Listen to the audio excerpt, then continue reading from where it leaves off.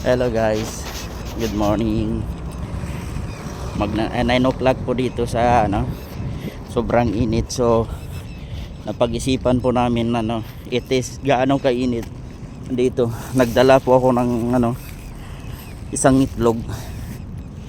So subukan namin na within 24 hour anong mangyayari sa itlog na to. Maghahanap po kami ng lalagyan nito. Iwan namin dito sa may deserto. Ibabaon namin or iiwan namin dito sa deserto.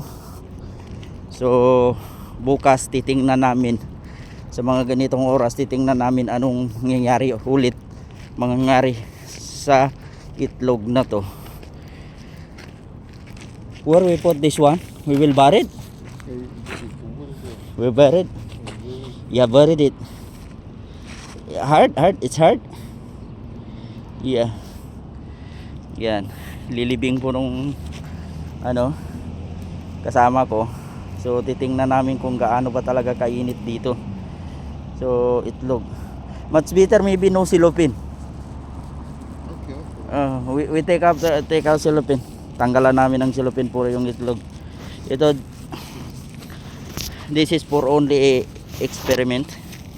What happened for this egg after 24 hour here in desert and UAE because so much hot.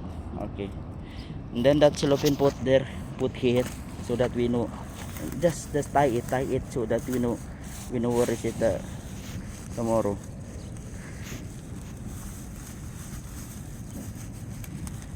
As long as we remember it tomorrow. Okay. Yes, ganun. Yan. Bukas titingnan natin kung anong mangyayari sa itlog na yan tomorrow. Okay, hanggang dito na lang.